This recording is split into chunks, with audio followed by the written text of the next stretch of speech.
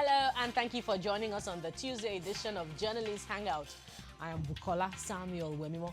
Today on the program, INEC declares Kano governorship election, others inconclusive, as violence over voting overshadowing the electoral success. And later on the show, Army vows to probe alleged interference of its men in the electoral process.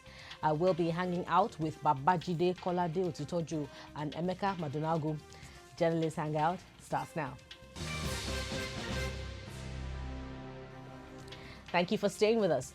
The fight for political relevance, territorial control, and protection of vested interests whet the ground for tight governorship battles in Nigeria. The outcome of Saturday's governorship election lived up to the billing that tight races among the major political parties was in the offing. As at the last count, the ruling All Progressives Congress APC won 13 states, while the main opposition People's Democratic Party PDP got 9 out of 29 governorship seats up for grabs, with results in 6 states declared inconclusive and 1 suspended. This stands to be arguably the most keenly contested governorship poll in the country since the return of democracy in 1999. On the program last week, Babajide saw this coming and predicted the races to be tight in key states across the country. Now let's hear his prediction on states like Adamawa, Bauchi, and Plateau.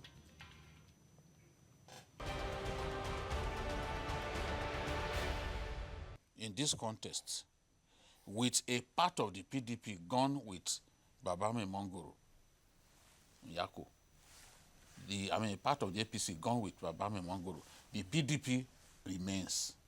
And you have the Atiku factor. The Atiku factor, whether you like it or not, it is strong. He won the election, he won the presidential election in the state. We have something that looks like Osun now, because the heavyweights in the APC in Adamawa, they are refusing to work for the governor. Abdulaziz may not win the election. I don't see him winning the election, but he will spoil APC's votes. So the governor is there, is going to have to fight his battles. And that is why this race, I'm not going to give it to the governor, because in a free and fair contest, he may even lose. Jide, what is happening about you? Bauchi State, I project Bauchi State as too close to call. The governor has lost tremendous support among APC members. A lot of them defected. Remember, one senator died, the remaining 2 senators left the party. Now, the governor has brought back to his side the last 2 governors of the state. That's Mazu and Yuguda. Both of them spent 8 years each in office. He brought them back. That is credit to him. But the support that he has lost is very significant. Where you have crisis in a party in the state, it's always difficult for that incumbent government to win. And significantly, PDP got a very formidable candidate to tackle the governor, and that's Bala, the former FCT minister. Yes, the president has raised up Emir Abakar's hand. That is significant, but it won't stop some APC members from voting against the governor because of the crisis that they've had. I expect a very stiff contest. Honestly, I can't at this stage say the governor will win. Well, I foresee a situation where the race will be tight, and the Bauchi people will not want to lose the federal support. So, based on that, I think Abubakar may have a slight edge and win. Okay. In fact, that's a the choice of 76-year-old Jerry Usene, Jerry Boy, as the governorship candidate has already divided the party. In fact, a lot of them, PDP members, they are guilty of anti-party activities as we speak. So the contest was very close. Both of them, APC won 2 Senate seats. One is inconclusive. APC won 4 House of Rep seats. PDP also won 4 House of Rep seats. Wow. So that was a close contest. But in the governorship, no matter how close it becomes, I project that Governor Simon Lalong will be re-elected. That's, I'm very certain that will happen.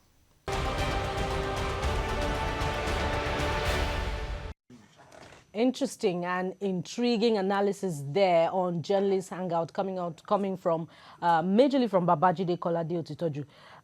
What's happening, Jide? Is it the Atiku fever that is, the differential in the 2019 governorship race, particularly in those northern states that you predicted the tight races? No,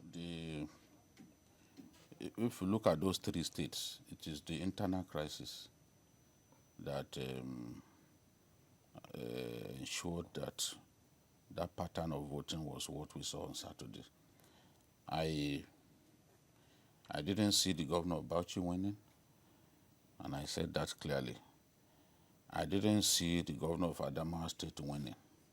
I said that clearly. I said Abdulaziz Murtala Nyako will not win. He was the candidate of ADC, but he will split the votes that ought to have gone to the APC because he came out of the womb of APC in the state. That's exactly what happened. As we speak now, the governor of Adamawa State is behind the PDP candidates because of the enormous damage that internal crisis has done to APC in the state. It's the same thing that happened in Adamawa, in Bauchi. The crisis, many people underrated the effect that the crisis will have on the party. But as I insisted last week when we had the discussion, the fact that the president has raised his hand up does not mean that members of the APC will all vote for the governor. I knew that the crisis was big enough to cause the governor to not win. And I indicated that the governor, I do not see the governor winning. And that's exactly what has happened. It's inconclusive, but if you look at where the election will take place, the rerun will take place, it is actually the stronghold of the PDP. Because Tafawa Balewa, PDP has always been strong there. That is the constituency of the Speaker of the House of Reps. Which brings me to the Speaker. Does his defection also, have any impact on how the race has turned out? He led the agitation against the governor, but the damage was inflicted outside of his own constituency. In Bauchi Metropolis, there was a huge support for the PDP candidate. They massively voted against the governor in Bauchi Metropolis. So it would then suggest that the resentment for him was across board. Emeka, you have different views? No, I align with him, but I want to take it a bit further. Adamu Mwazu was the national chairman of the PDP after the 2015 elections. And I don't think his tenure as Bauchi State Governor was actually something very fantastic. So he even openly flaunted his defection to APC. And I think that didn't really go down well with many people. Maybe it's because the issue then was this. Even though you were in APC, you were only coming in to worsen the crisis. You were not coming in to add any value. You were not coming in to help the governor. And so I think sometimes some politicians overrate themselves. So they think, okay, I haven't been a governor, that automatically qualifies them to just, call the shots. Look at the case of Adamawa. You see that Murtala Nyako was one of the, 7 governors that moved from PDP to 5. APC. One of the 5 governors that moved to APC in November 2013, I guess. Now, he controls, he has tremendous goodwill in Adamawa. tremendous support. I mean, since he retired from the Navy, I mean, since he retired as, I think, Deputy Chief of Defense Staff, he has largely retired to Adamawa. He has been on ground. And one of the things I noticed is that, you know, the electorate these days are beginning to look more at those who they see every day. You know, people relate with them. The era of Abuja politicians or diaspora politicians or foreign politicians, you know, it seems things are changing. People are beginning to look more for homegrown politicians, people with whom they can relate, people whose family houses they can trace, people who, okay, with whom maybe they went to secondary school or primary school or university, or with whom they can relate closely.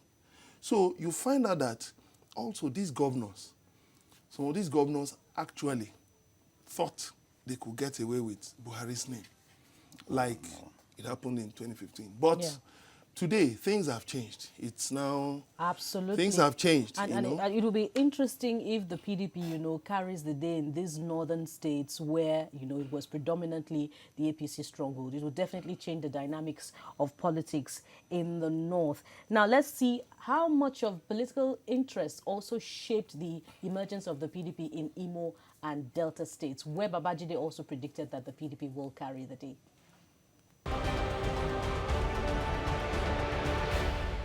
It's actually a 5-horse race. When you look at the complexion of politics in Imo and the pattern of the presidential election, you will expect PDP to carry the day. Because PDP dominated the presidential election in Imo.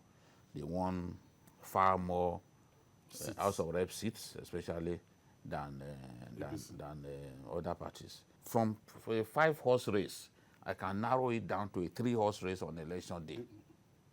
That is Hope Uzodinma, because APC, federal support and all that. You know. Then Ugumba, the candidate of AA, and then Emeka Ihedioha. So it will become a 3-horse race on election day. But just like we said about Abia, is too close to call. Maybe just the two of them. Maybe at the end of the day, Emeka Ihedioha and Ugumba. Delta State now. Delta State seem to be in firm control of the People's Democratic Party. What could then decide who wins that election is where Ibori goes. Ibori remains the undisputed leader and godfather of Delta politics. He has that support of his people. So if Ibori says, okay, let the governor complete his term so that he comes back to Urobo land, Delta Central, then there's nothing that will stop Okowa from winning the election.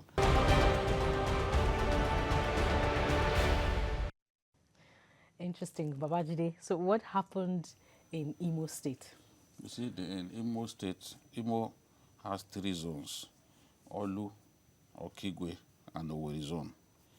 Owerri zone is the largest voting bloc. That's where Ihedioha came from.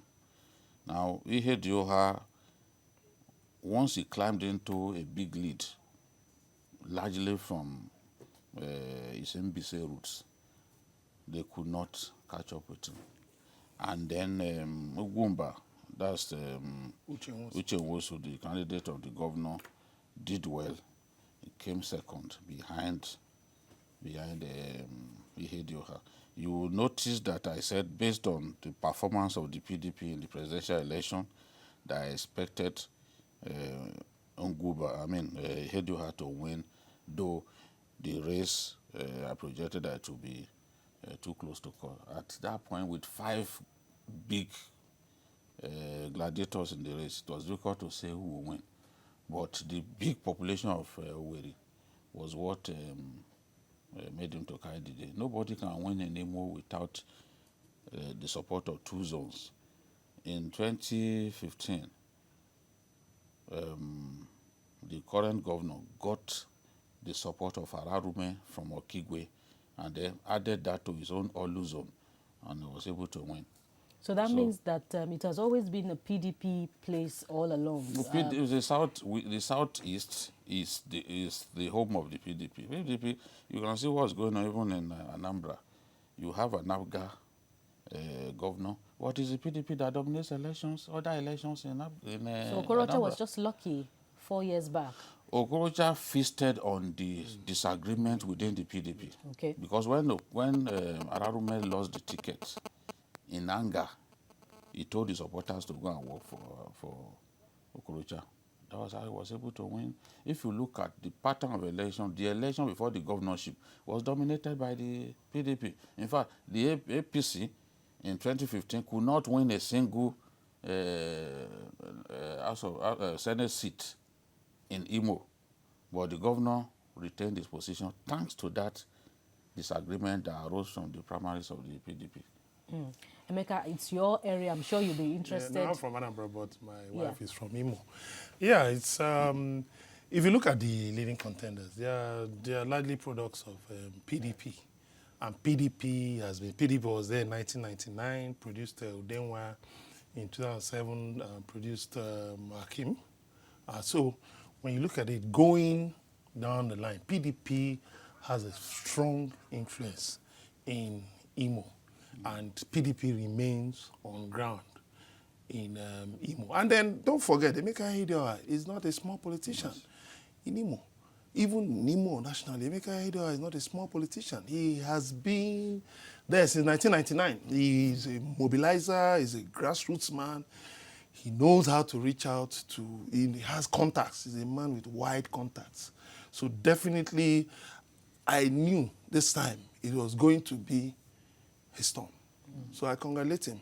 Yeah, interesting. So we congratulate Governor Okorocha on his No, I congratulate Emeka Ihedioha. Why would you congratulate Governor? I'll congratulate the winner. All right.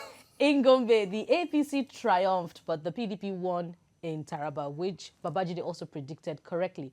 Let us take you back to that prediction.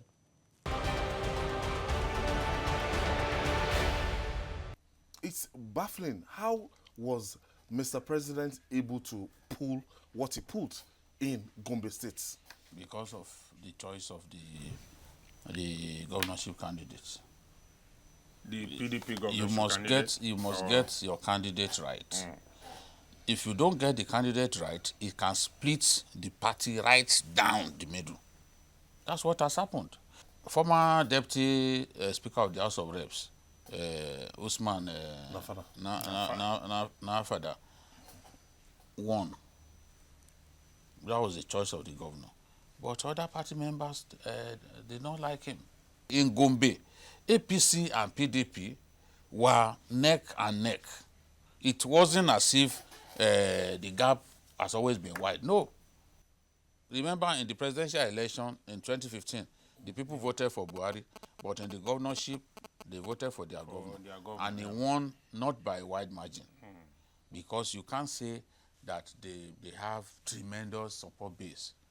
It's just narrow edge that they have over the APC. So when a good chunk of your own people now begin to move into a party that has been giving you serious battle, then it becomes a case of like 2/3 facing 1/3. That is what we have now. And you can, the candidate of the APC was the same person who contested against Dankwambo in 2015. So he lost in 2015, but I can project that he's going to win this time around. So INEC should prepare the certificate of return. Certificate of return. When you see the results that have been coming out from Taraba State, you will know that it's safe to assume that Taraba State, it's like a PDP state. It's always been a PDP state. Yes. Since 1999. Even President Buhari did not. Yes. Yeah. And as long as the Capo is there, that's General T.Y. Danjuma.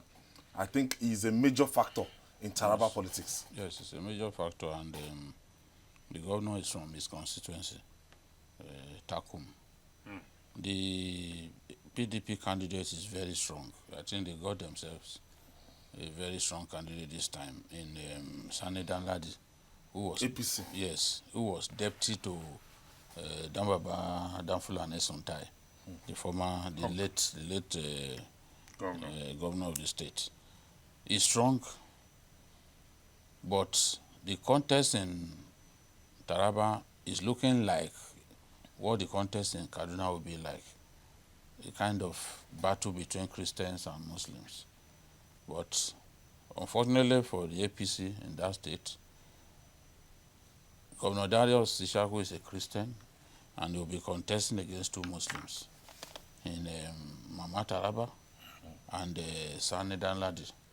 So that's why I will give him a slight edge. I expect the governor to win. I expect him to retain his seat. It's always been a close contest in that state. There's no election in that state that which is never close. But at the end of the day, PDP always triumphs.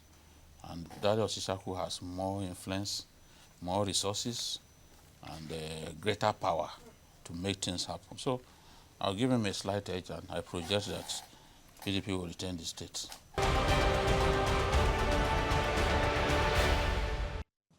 Another interesting one there. So it's a plus for the APC in Gobe, but a minus for the PDP, for the APC in Taraba State, Babajide.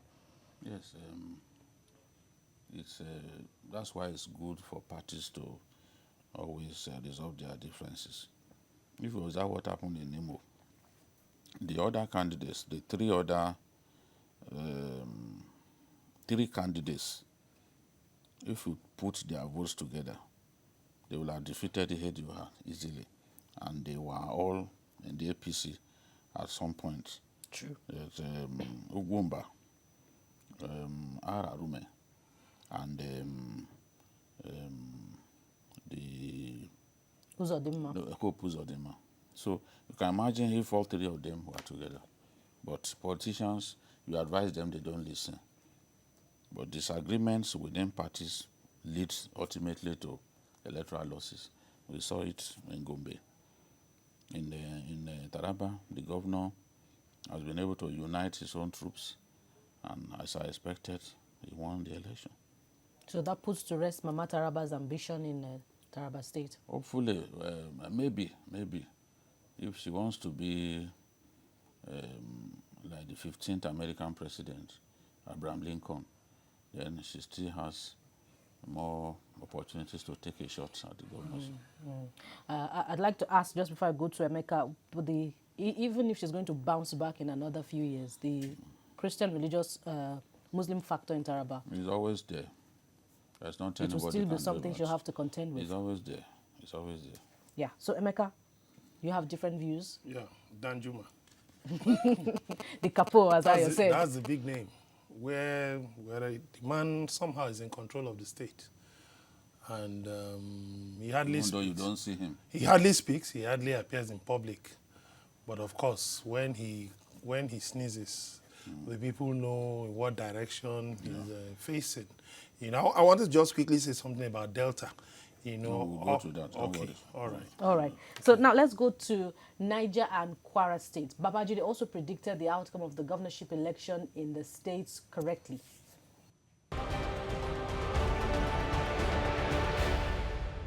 He defeated him in 2015, so I'm surprised that the same person that is coming forward. All of these people, their parents are friends who met at government college, including Garuba Duba, Mama Varsa, all of them, the rest of products of government, Babangida. They're all friends. So now it's the children of two friends that are contesting in Niger for the second straight time. So, but I give it to the APC candidate, the incumbent governor, Sani Lolo, as he's called. We go to Kwara State, where Hurricane Otoge is sweeping around. Still sweeping. But Jide, that's your hood. So the rebellion had been there all along. Silent rebellion, silent desire, silent wish to kick the Saraki family out of power. It had been there.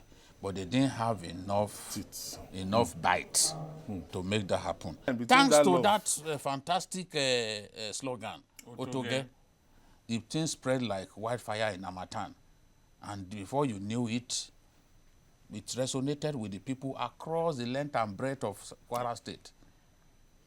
When that by-election came to replace Honorable Funke Adedoyin, APC clinched it easily.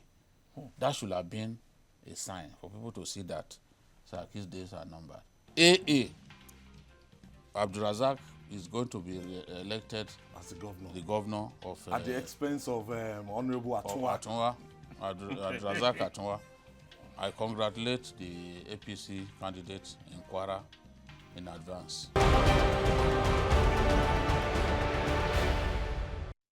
I'm sure you're having an interesting time out on Journalist Hangout today. So, Babajide, the Otunya slogan couldn't stand a chance against the Otoge factor.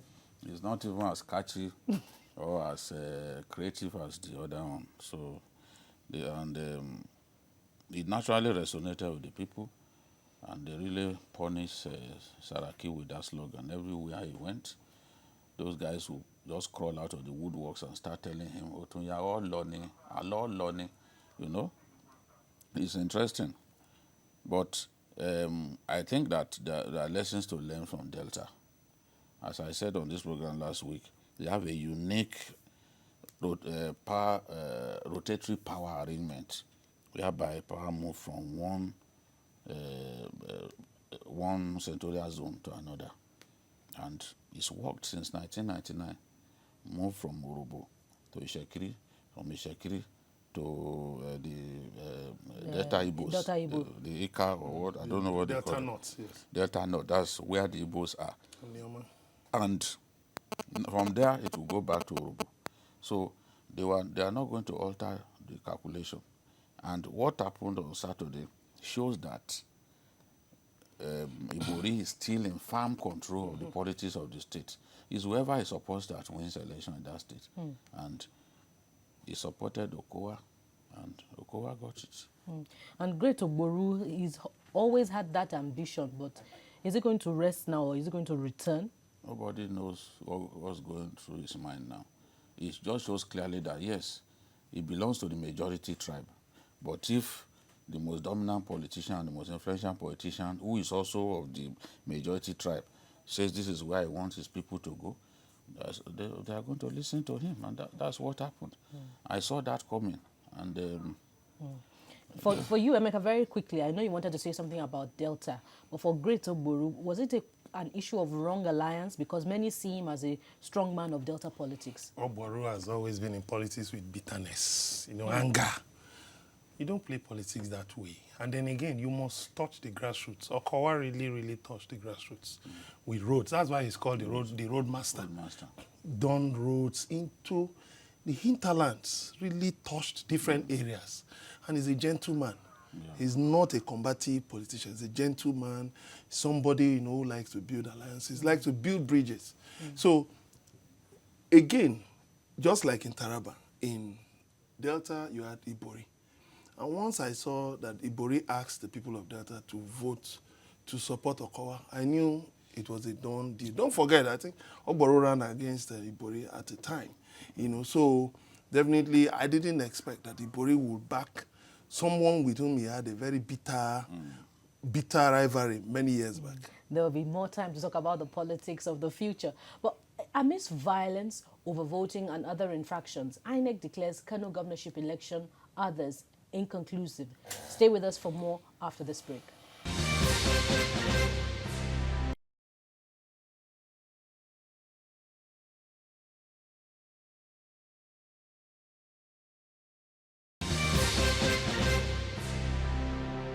Thank you for staying with us on Journalist Hangout on TVC. Now we're going to the states where governorship elections have been declared inconclusive.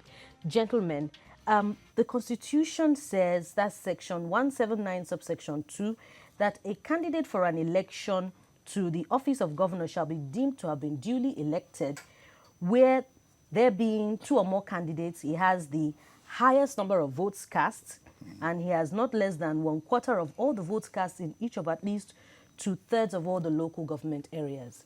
Now, let's see what the Electoral Act says. Section 53, subsection 2 provides that where the votes at an election in any polling unit exceeds the number of registered voters in the polling unit, the result of the election for that polling unit shall be declared void by the commission, and another election may be conducted. Now, in one of the states where the election has been declared inconclusive, in Sokoto to be precise, Governor Tambuwa is saying that based on Section 179 of the Constitution, that he should be declared winner.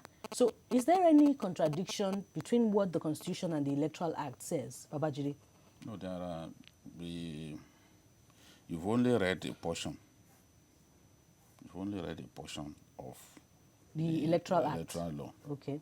Now, there is a portion too that says that where the margin of the win, the margin of the win is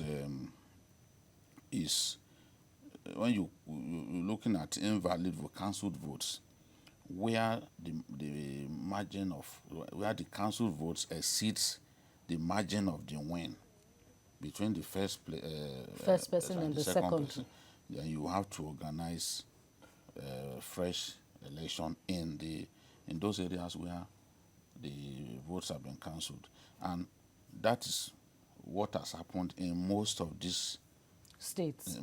states. In the case of Bauchi, the collation officer alleged that the agent of the PDP forced her to enter results under duress. So for that reason, they had to cancel the election of that local government. Now, you cannot give the person in the lead a certificate of return unless the people from that local government have been allowed to vote. To vote, yes. Because it's well within their rights to vote in the election. Just as the Constitution says, all states in Nigeria and local government must participate in the general election. So what they've done is to say, okay, we have to do a fresh election in those places where INEC is unable to deploy because of security issues. Then INEC has the right to order a fresh election in those places. So based on the electoral guidelines, the Electoral Act, and the Constitution, there are different factors that could cause an election to be declared inconclusive. In the case of Governor Tambuwal, he has a slim lead over his opponent.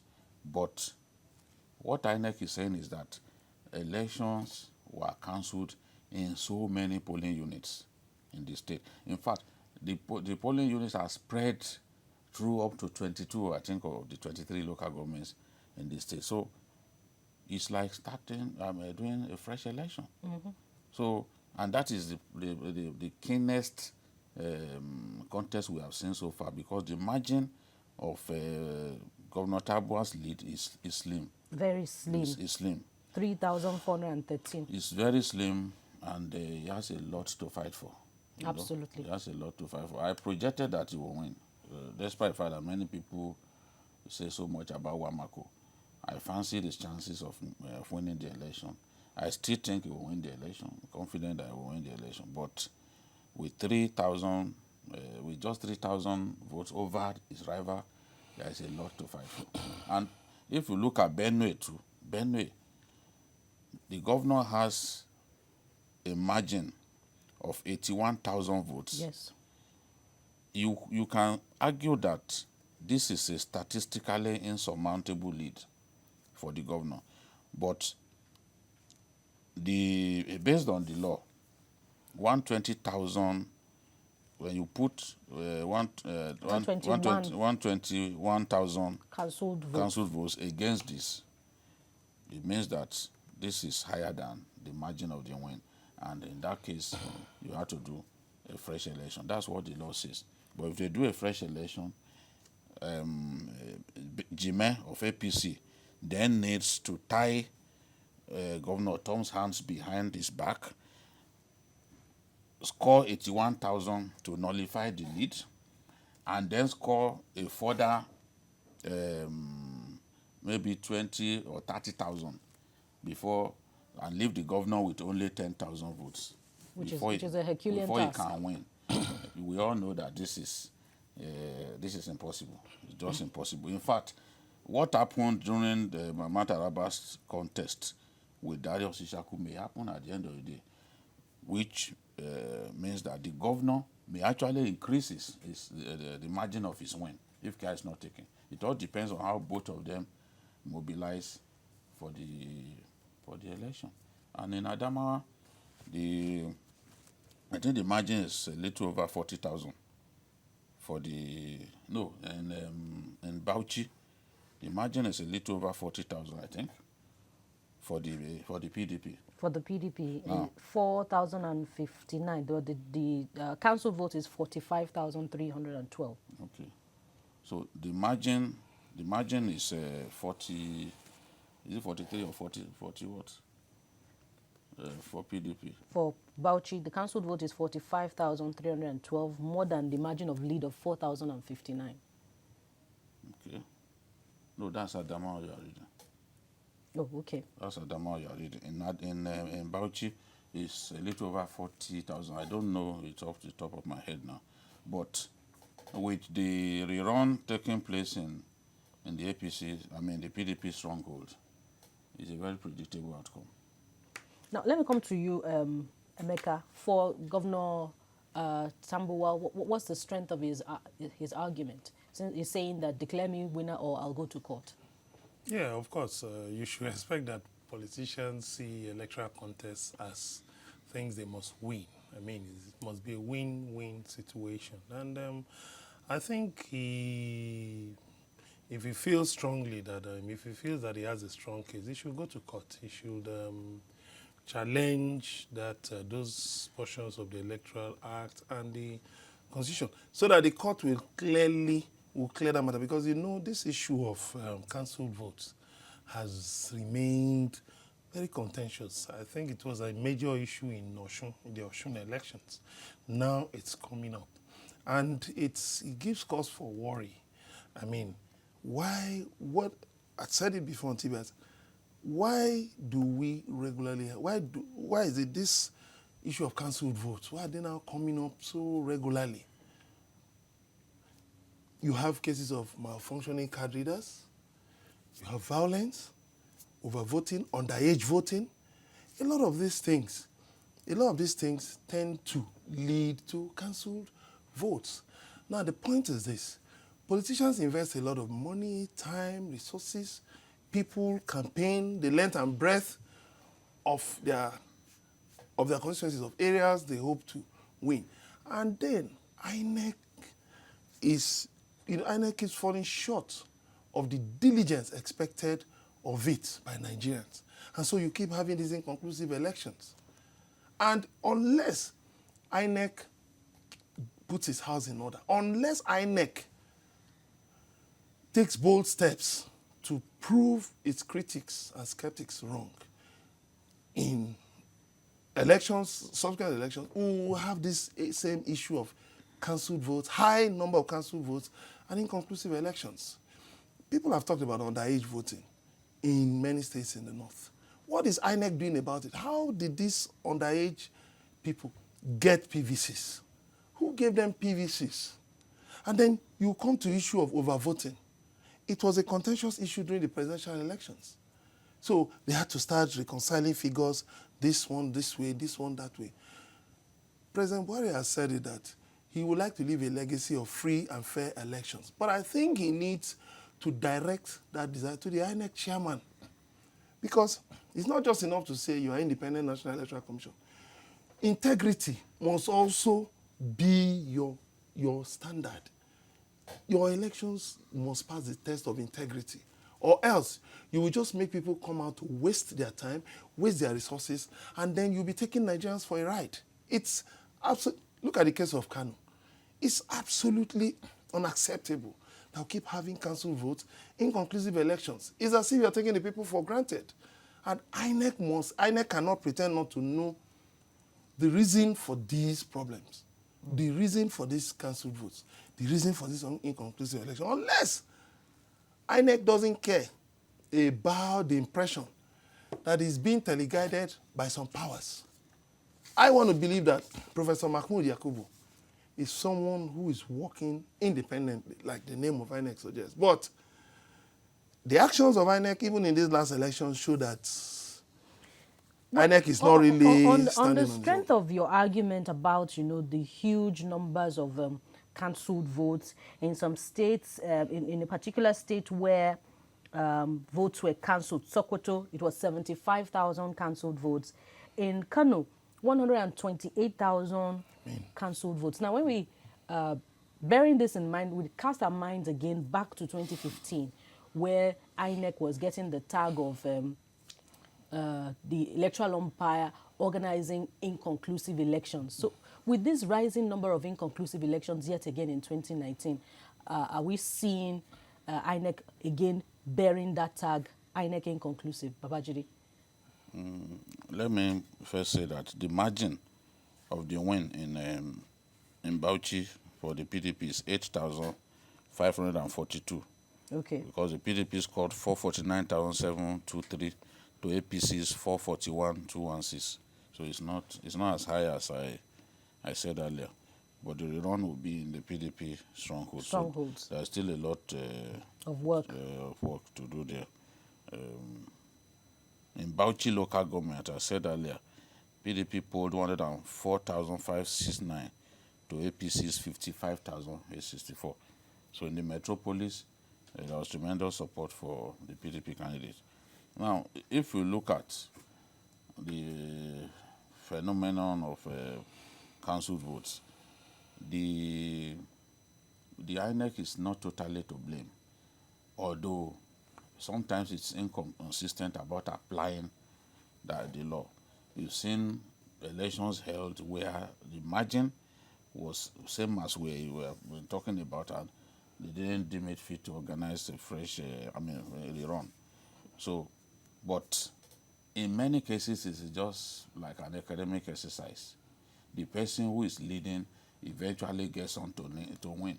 Look at the case of in Kogi, when they declared the Faleke Abakadu election inconclusive. On election day, very few people came out. Yabelo only won by 5,000 votes, and they were talking about around 48,000. So it's not everyone who is registered in an area that has PVC. It's not everyone registered in an area that will be ready to come out on election day. So they still need to look at that law and find a way to do something about it. Then people sometimes deliberately go and cause disruptions where their opponent is strong, just so that the votes in that area can be cancelled. INEC has to find a way, but INEC is not totally to blame for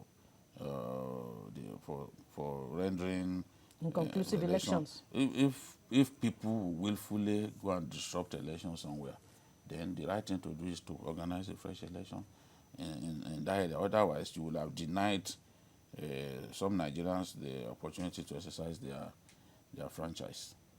Emeka, is it a blame that should be shared between INEC and politicians, or as Babajide says, INEC shouldn't be blamed? Even us as ordinary Nigerians, non-partisan, we also have a role to play.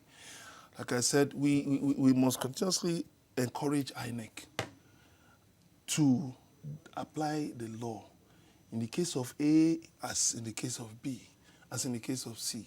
You should not be selective in your application of the law. Otherwise, you will be seen as a biased electoral umpire. That is one. Two, INEC should stop giving the same excuses. People came, disrupted electoral processes. You should stay ahead, just like the police always works hard to stay ahead of criminals. INEC should also work hard to stay ahead of riggers, stay ahead of thugs, stay ahead of people who want to disrupt the electoral process. We've run this democracy. This is the Fourth Republic. We've run this Fourth Republic for 20 years. We should now be getting past some of these hiccups. We should definitely have a template. Like Wajiri said, some of these things that INEC, where INEC leaves itself open for attacks, should be conclusively dealt with. And then again, the National Assembly has a role to play. The Electoral Act. There are many of the Electoral Acts. I'll plead with, President Muhammad Buhari and the National Assembly to revisit the Electoral Act.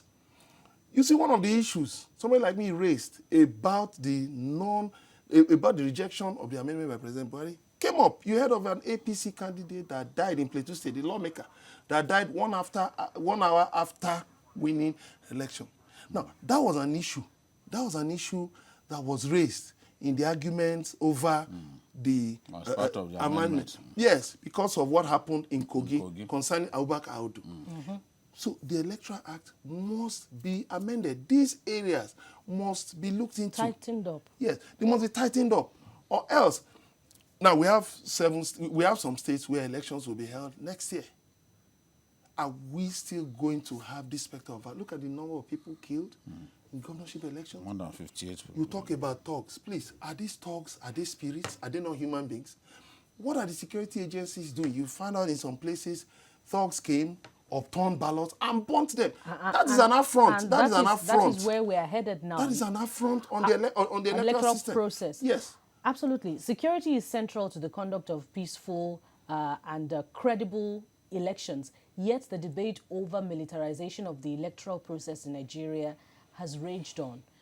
During this year's general election, allegations of military interference in the political process reared its ugly head, but the army has vowed to probe such alleged interference by its men in the electoral process. The Chief of Army Staff, Lieutenant General Tukur Buratai, said a high-powered committee to probe cases of alleged misconduct by troops during the elections has been constituted. Now, gentlemen, we heard where Rivers is concerned, following the suspension of the electoral process there, we heard myriads of reports. The attack of INEC personnel, the resident electoral commissioner, collation officer who said results sheets were carted away and she couldn't declare results. There were even reports of a battle of supremacy between the police and soldiers at the INEC office in Rivers State. Now, some have attributed this to the culture of violence that pervades Rivers politics. Babajide, what is the way out of a successful electioneering process for Rivers? I don't think it's purely Rivers. That if we are looking at the involvement of the military in disrupting elections, I don't think it would be fair to simply look at Rivers, because some of these manifestations of aberrant behavior by soldiers happened even in Akwa Ibom, where a senator who does not respect himself was going around intimidating voters, getting his thugs to beat up reporters who are merely doing their work. So when I heard that in Emohau, in Rivers State, the collation officer said there was no collation because soldiers stormed the area and collected the ballot materials. Then in Obibolo is under LMA command in Rivers State. Soldiers went just as the collation officers were set to announce the winner. They descended on the scene like paratroopers. The same precision that we don't see them do against killers of innocent Nigerians. We saw it right there at the collation center. And they said no, that we were going to take away, that everyone should hands up, that they wanted to take away ballot material. So women said no. Women formed a shield in front of the INEC office there. And then there was an argument between the soldiers. What do we do about these women? And the commander ordered soldiers to shoot at the women, to disperse them. And one of the very junior officers said, shoot them yourself. You can see how discipline appears to have broken down.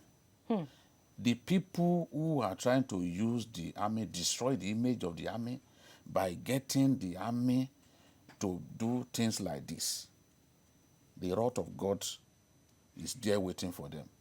Because if we finally destroy the image of the army by ensuring that the army is no longer apolitical, I have Burate warning his people to be apolitical, don't support any party, let's be real patriots. But honestly, if Burate will honestly investigate all that happened in Akwa Ibom, in River State and a few other areas, he will be ashamed because he will see clearly that his men were even involved in ballot snatching, which the president said they should shoot people for. In 2015, some soldiers were involved. There were even visuals of soldiers involved in ballot snatching. I thought that would no longer happen. But it has happened in this election, and God is the judge.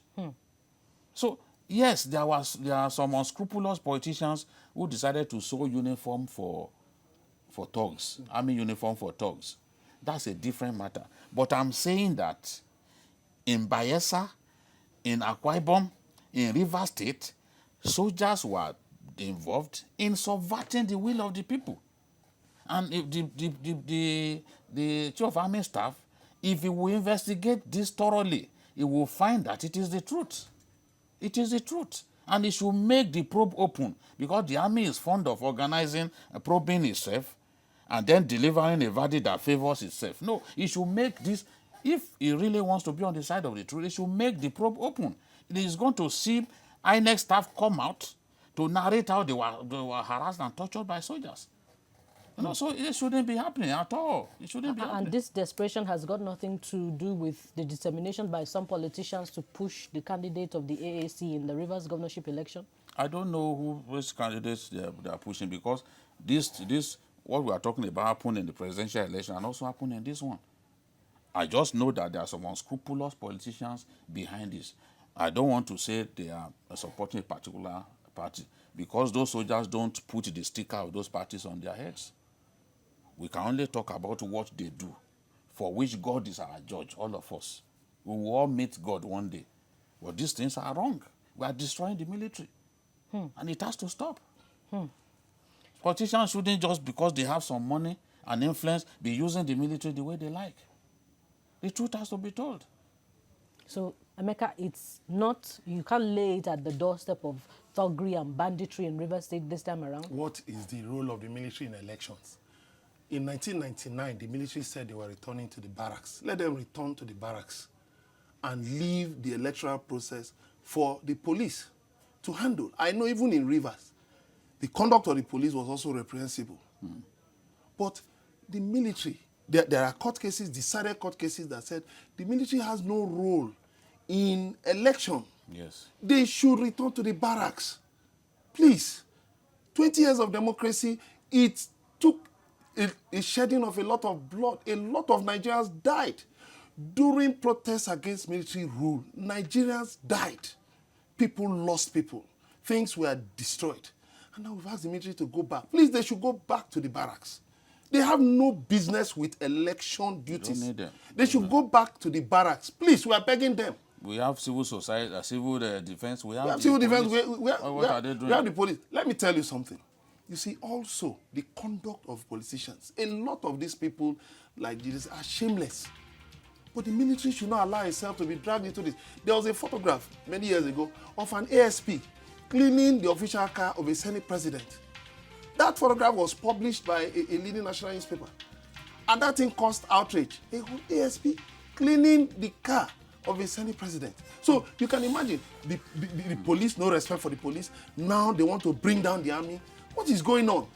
Do these people think that this country is a banana republic or a country that has no laws? Please, the military should go back hands off the electoral process. And with these points, we hope that the supplementary elections that will be organized will not be militarized. That's a package for you on Journalists Hangout today.